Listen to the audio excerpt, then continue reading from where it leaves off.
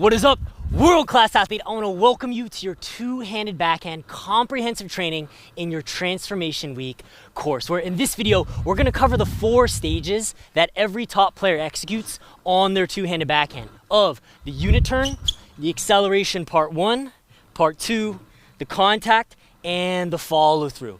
The true power of all the systems that we design and that you have access to is we provide a very simple step-by-step comprehensive model for you to follow. So in this video, by the end of it, you're gonna know with 100% confidence, like what constitutes world-class backhand technique and exactly what should you be focusing on with your backhand in order to actually start improving at the fastest possible rate to know you're executing with world-class technique. So before we dive in, I wanna highly encourage you to do 2 things, if you haven't, right now.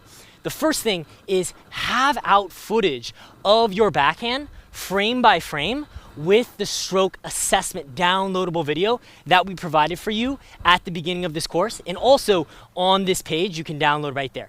The second thing that I highly encourage you to do is have out your Transformation Week downloadable PDF, where as we're going through each of these 4 stages, you're then gonna be able to break down your own technique to know of the unit turn, how should you improve, the acceleration part 1, how should you improve, all the way to the contact and follow through, thereby giving you that full confidence and that full clarity to not just know what constitutes world-class two-handed backhand technique, but for you personally, what do you need to uniquely focus on to actually break through? Because you and I both know you have your own unique style, your own unique game, and your own areas of growth.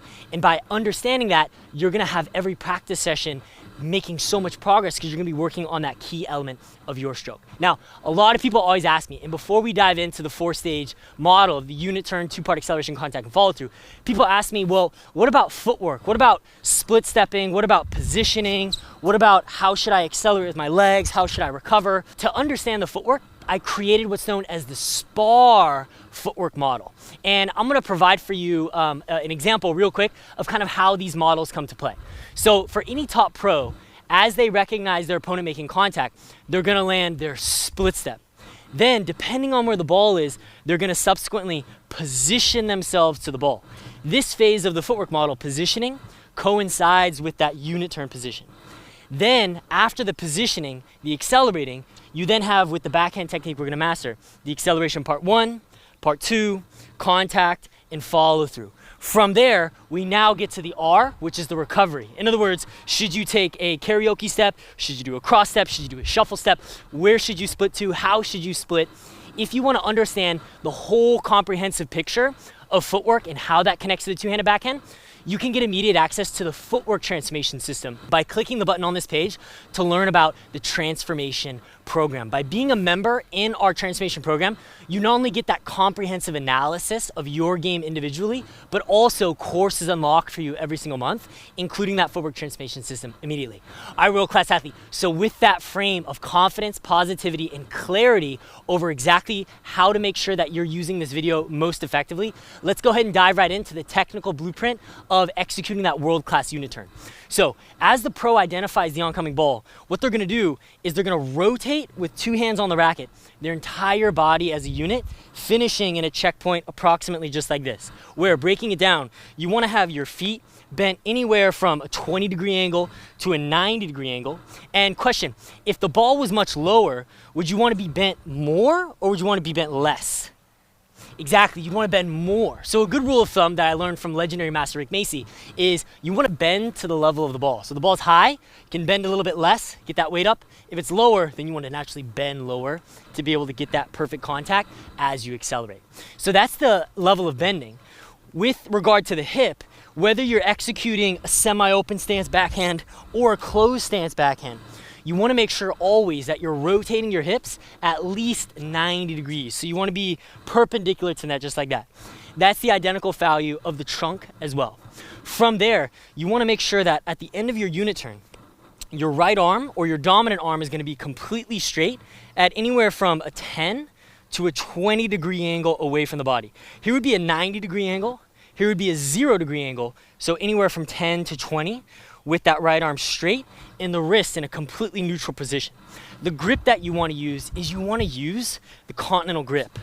So where your index knuckles on bevel 2, just like that. So that's the exact checkpoints that you want to achieve with the right arm. So from that rear angle, you should be able to see that you have your racket slightly on edge or a little bit closed, depending on if you're going for more flat or topspin. The racket is at approximately a 45-degree angle, going up and away from the hand. And that's a world-class right-hand technique of that two-handed backhand. From there, with the left arm, we want to focus on gripping that left arm with either a mild Eastern or a semi-Western grip, just like that. So that's with our index knuckle of the non-dominant arm being on either bevel 3.5 or 4, just like that. Here'd be the semi-Western, and then here'd be the mild Eastern. Brilliant. So now that you understand the exact grip, how exactly should you position your left arm when you get your backswing unit turn to being able to generate that maximum spin and pace? The first is that you want to look for a 90-degree bend in your elbow, just like that, with your elbow approximately at a 45-degree angle up, just like that. And then lastly, the elbow being about 10 degrees on the inside of the body. So from that position, you're literally going to be in a flawless unit turn position, just like that. All right, spectacular. So that's literally everything that you need to know to execute a world-class unit turn. Let's now dive into the acceleration part 1. So the first checkpoint with your acceleration is that as you're accelerating, what's going to happen is you really want to focus, and my common mistake that really allowed me to transform my game once I learned this was that when I was accelerating, I was focusing on more so accelerating from my arms, whereas rather what every top player in the world does is they accelerate from their kinetic chain. In other words, you want to focus on shifting your weight forward, driving your legs, and rotating, all to give you that natural, effortless power and ability of just getting your easy weight going forward into the shot, just like that. So the key checkpoint number 1, from that neutral or that closed stance, you're going to fluidly shift your weight forward and drive off that front leg. And as you do that, you want to simultaneously be rotating your hips, rotating your trunk, and then pulling your right arm away and down from your body, just like this. So the right arm is going to perform 2 motions. Number 1 is you're going to abduct your right arm, which looks like this. And number 2, you're going to be extending your right arm down. That's going to allow you to tap into your lat and your posterior deltoid, which those 2 muscles, when you accelerate, are going to allow you to generate the maximum amount of force going forward into the ball to feel truly effortless. Now, as you accelerate, it's super critical to understand that you want to keep your wrists extremely relaxed. If we look at every single top player in the world, as they perform the abduction and the extension, their wrist is going to perform 2 unconscious motions. The first unconscious motion is that the right wrist is naturally going to flex in at about a 45-degree angle. Now, you don't have to think about these specific values, but rather just emphasize that you're consciously contracting your legs, your core, your hips, and your shoulders, while simultaneously keeping your wrists as relaxed as possible.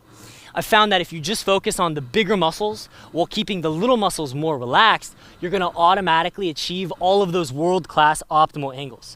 So that right wrist unconsciously is going to flex, and it's also going to perform what's known as ulnar deviation. In other words, the racket is going to naturally drop beneath the hand, just like that. All right, so that is everything that you need to know in regards to that right arm. Now let's jump into the left. So again, a quick recap. You've split, you've positioned with the unit turn, you've initiated that acceleration from the bigger muscles of the body. Now you want to focus on doing 2 primary motions with your non-dominant arm. The first motion is you want to focus on straightening your elbow as you initiate that acceleration. And as you straighten your elbow, you're also going to focus on pulling your arm forward and away from your body, just like that. So those 2 motions are going to be conscious elbow extension and conscious horizontal shoulder adduction. So those 2 key motions, are you extending and are you adducting going forward? Those 2 key motions are then going to contribute alongside everything else to generating that perfect effortless racket flip.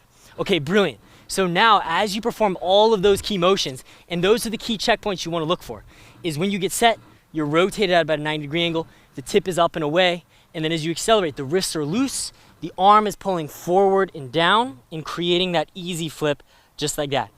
As you initiate that acceleration, you're then going to reach the point where your racket has reached its maximum flip depth and also has reached its lowest point. So when you accelerate in the part 1 phase, the arms are actually going to be traveling down, and then in the part 2, the arms are going to go from traveling down to then traveling up, while internally rotating your non-dominant arm to generate that perfect contact, that perfect spin, that consistency, and that effortless power. So the key things to focus on is once you get set up perfectly with your split, your unit turn, and your acceleration part one, just keep focusing and look for that your arm is accelerating going up and forward while simultaneously internally rotating like that. And lastly, with your contact, to achieve that perfect contact point, you want to look for a few key checkpoints. Number one is you want to make sure that your wrist is going to stay in an extended position, just like that. So the left wrist or the non-dominant wrist, you should have your palm oriented towards the net, just like that. What that allows you to do is generate the maximum amount of power from your shoulder, as well as spin from that shoulder internal rotation, just like that. The other element to look for with your contact is that your trunk and hip are going to be rotated at approximately a 45-degree angle in line with that net post, which is then going to give you that perfect ability of generating the maximum amount of force from your entire body rotating through contact. Now, depending on whether you're hitting the ball early and taking it cross or going down the line, that will determine your level of rotation. But a really sound key value to look for is, are you consistently getting that 45-degree rotational value? And then the last checkpoint is then going to be that follow through. So there's really two key variations with the follow through that you can experiment and that you want to look for. If you're focusing on generating more topspin, the key checkpoint to look for is at your contact, is your racket string staying directly in line with the net? And are you internally rotating your racket to finish like that? Versus if you look at, a top player like Novak Djokovic with his backhand and he's crushing a flatter shot, you'll see when he makes contact, rather than creating a lot of brush and finishing with the racket like that, his racket will actually slightly open as he's accelerating through. So rather than focus on internally rotating going up, you're focused on just extending that racket forward and through, just like that. All right, world-class athlete, we covered so much in this video. And if at any point you felt overwhelmed that there was too much information, don't worry, I got you. Because now, after you've gone through this video, you've dissected down the exact differences that you're doing than what the best players in the world are doing, you'll then know with 100% confidence, got it. Those are just the key things for me to focus on. And as we go into the drill videos, I'm going to be reiterating a lot of the key points that we just covered, giving you that confidence, giving you that clarity to step by step take all this information and ingrain it into your unconscious muscle memory. All right, world-class athlete, I'll see you in those next drill videos. Let's think big, let's be resilient, let's be persistent, and believe that you can achieve world-class technique. Let's go.